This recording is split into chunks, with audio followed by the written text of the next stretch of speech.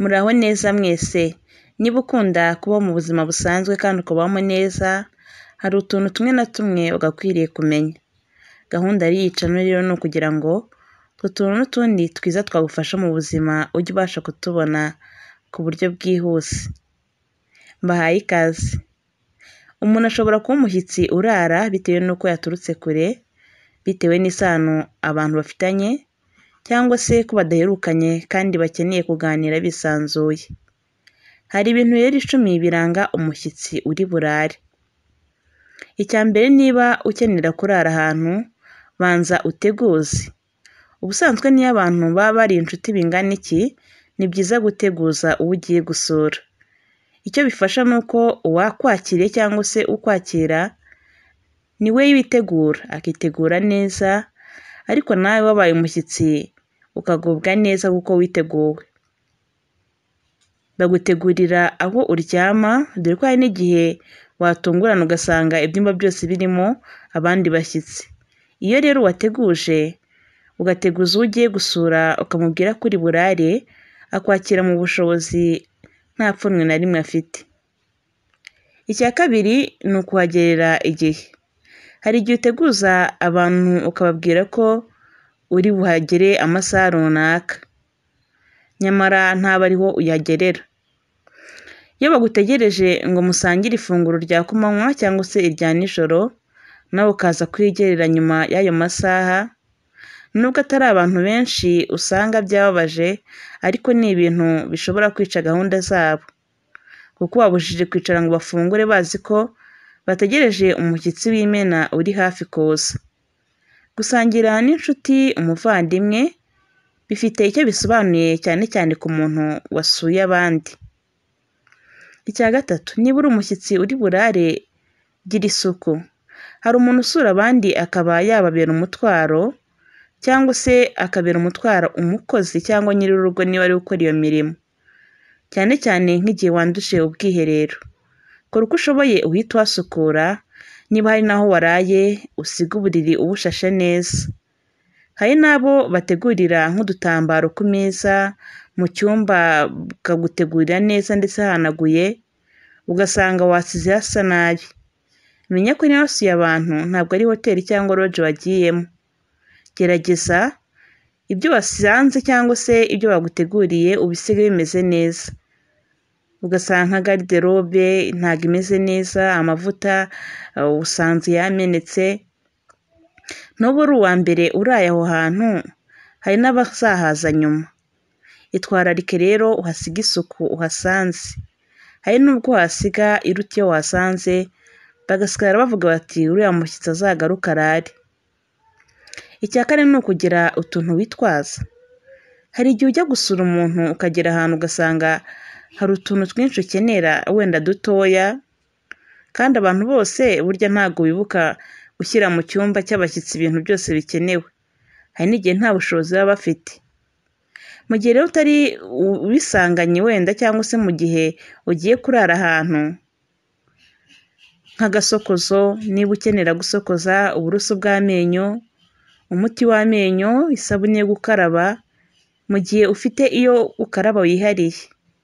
Icyo wambara usohokana cyangwa se ugiye gukaraba n'icyo urarana, kuko rimwe na rimwe iyo myenda cyangwa se ayo mayesime ntabwo ari byiza kuyasangira. Niba ugiye kurara ahantu, ugerageza ubyitwaze kugira ngo utava ubangama. Mugiye rero nka couple mugiye kurara, biba byiza mutekerejeho no ku nkweto zo kogeramo, amavuta mwisiga n'ibindi. Hari igihe yawe ugenda ugasanga babiguteguriye mu cyumba mu gihe bihari, ariko hari n'aho ugera ugasanga nta na kimwe kirimo. Si byiza rero kujya gusaba buri kantu. Muntize igisokozo, muntize amavuta, muntize. Nubwo hari igihe wenda gutwara igikapu kirimo utwo tuntu twose bitera ubute, ariko wikwanga kwigora, ujye kugora abo wasuye. Iwanyu, aho uvuka, aho utuye, ho yenda ibyo byose ntiwabyitaho, ariko iyo ugiye ahandi ni ngombwa, kuko ntabwo uzi uburyo babyakira. Mu gihe usuye abantu kandi uteganya kurara, menya kwikiriza intero ba nyir'urugo bateye. Hari igihe abantu baba bamenyereye kuryama kare, wahagera wabasuye ugashaka kuryama bwenda gucya, bakagusiga muri salo, ugakomeza ukaguma muri salo ngo utegereze ko usinzira kuri ya masaha yawe usanzwe usinziriraho, ukabona n'amatara barayazimije, cyangwa se bananiwe no kukubwira ngo haguruka ujye kuryama, cyangwa bakagusiga aho ngaho. Akamenyero k'iwawe kagirira iwawe wikagirira aho wasuye.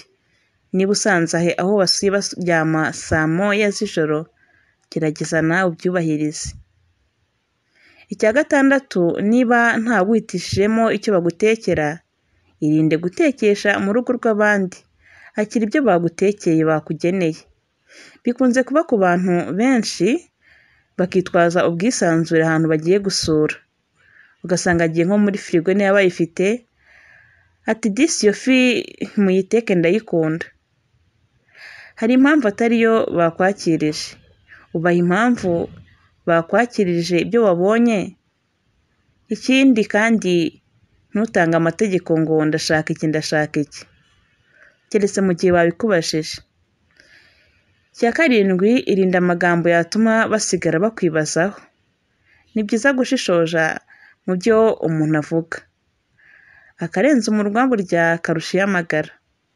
Umuntu ashobora kuba inshuti ariko akaba yagutakariza icyizere, igihe mwamaranye wenda umwanya mutaramye nk'abandi bashyitsi, abandi badahari.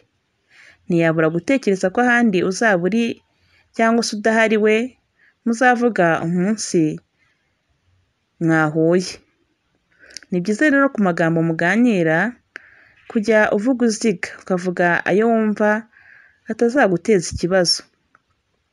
Mu gihe wasuye kandi abantu babera ibyishimo, hari igihe usura urugo rurimo abana, ni byiza kubashyira akantu ako ari ko kose ubona nyine gasusurutsa abana. Waba wajyanye n'abawe bagasangira, hari n'abajya basura abashakanye bagasiga barutwitse, babateranyije. Bati njye nzi gutegura ibi bikorwa gutya, umugore, umugabo, gutyo gutyo, ugasanga ntazi ko ari umushyitsi. Umuntu akaba yari yiturije yaranyuzwe n'uko undi yakora, ariko ukajya kumubwira ibyo abura. Ubwiyoroshye ni ngombwa. Utwo dushya ujye udukora iwawe, cyangwa se mu ibanga wigisha uwo wasuye igihe abikwemereye. Ntabwo ari ngombwa kujya kumugusorera aho ngaho. Mu gihe wabaye umushyitsi kandi urara witegereza ko bakubaza igihe uzatahira, vuga mbere uko ubyumva, babwire uti nje uyu munsi, ejo nzataha cyangwa se nzahamara iminsi. Nibinahinduka kubera impamvu runaka nabwo ubivuge. Icya cumi ari nacyo cya nyuma, ni ukugenda usezeye.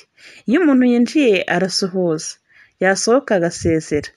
Niba rero bagize impamvu ituma baba badahari, bamenyeshe ko kuri telefone, babwire uti ndagiye. Ikindi wirinde gutwara ibyo udahawe, ngo ni uko wabikunze, ugasanga imyenda, ibitabo, amafoto, ugasanga wagiye ubikuramo ngo ni uko wabikunze. Usize icyuho aho wasuye, nyabuna sigaho.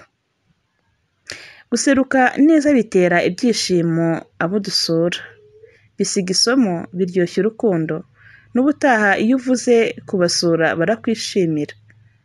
Gerageza rero nawe ubahiriza izo nama, ni nyinshi ariko izi zari iz'ingenzi. Ndabashimiye, mbizeza ko ibiganiro nk'ibi ngibi mugiye kujya mubibona kuri iyi channel.